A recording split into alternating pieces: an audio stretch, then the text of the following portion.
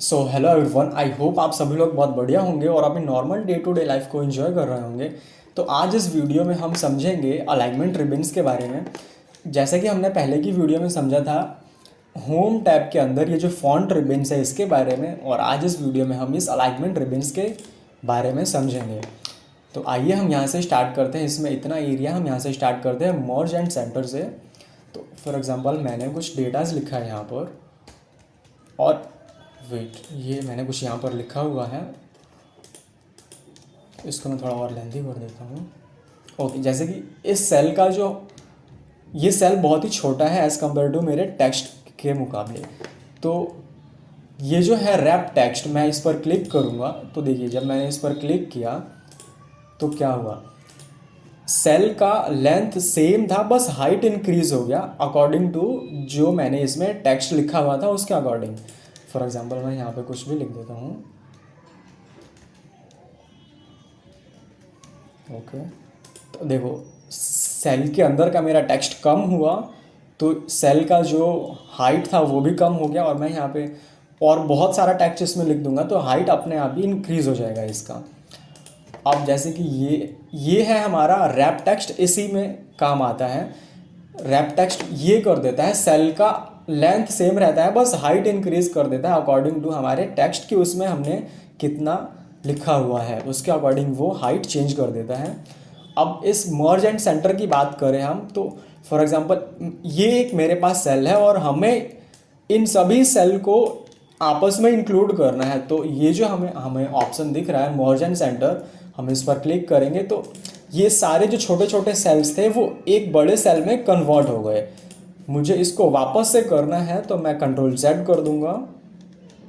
For example मुझे इतना करना है, इन सभी सेल को मर्ज करना है, तो ये इस पर क्लिक करूंगा तो ये नॉर्मली मर्ज हो जाएगा। देन फिर मुझे इसमें कुछ भी डेटा लिखना है तो सिंपली मैं इसमें लिख सकता हूँ। अब हमने इन दोनों को समझ लिया, अब हम इनकी बात करते हैं। ये जो हॉरिजॉन्टल में दिख रहा है आपको और ये जो वर्टिकल में दिख रहा है, फॉर एग्जांपल ये जो हमारे पास कुछ टेक्स्ट लिखा हुआ है, अभी ये जो टेक्स्ट का पोजीशन है हमारा ये हॉरिजॉन्टल में मिडल साइज में है। देखो ये जो 6 दिख रहे हैं ना आपको, आप मेरे माउस को देखिएगा और इसको देखिएगा, मैं जैसे जैसे इस पर क्लिक करूँगा इसकी पोजीशंस भी चेंज होती जाएगी।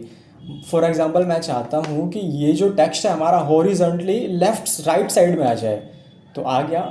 और मैं ये भी जैसे मैंने इसको किया यहाँ पर, ये देखिए ये हमारा जो टेक्स्ट है ये हमें वर्टिकली हेल्प करता है और ये हॉरिजॉन्टली। तो मैंने इस पर क्लिक किया और मुझे इन वो मतलब वर्टिकल भी और हॉरिजॉन्टल भी मिडल में रखना है, तो मैंने इस पर क्लिक किया और ये मिडल में आ गया।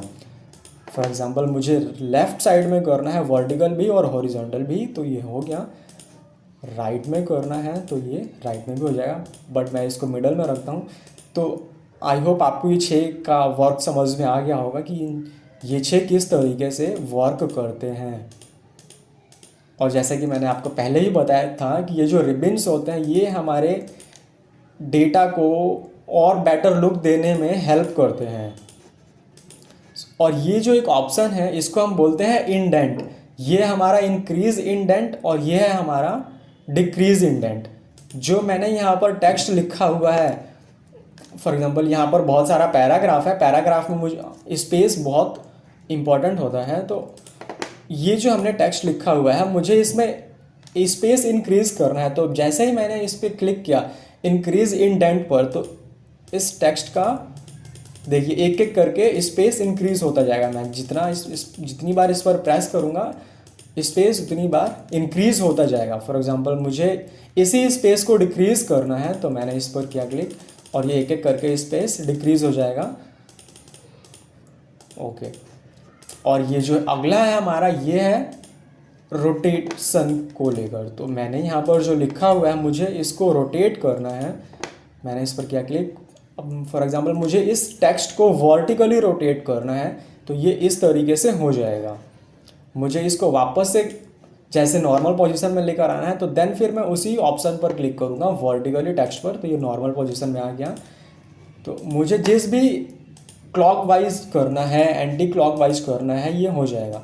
आप इन सभी पर एक एक बार क्लिक करके देख सकते हैं, आपको जिस तरीके का भी रिक्वायरमेंट है यहाँ से आप कर सकते हैं। तो अभी मैं इसको नॉर्मली कर देता हूँ। ओके, नॉर्मल हो गया। सो आई होप आपको ये अलाइनमेंट वाला भी पार्ट समझ में आया होगा। सो इस वीडियो में इतना ही, मिलते हैं फिर अगले वीडियो में।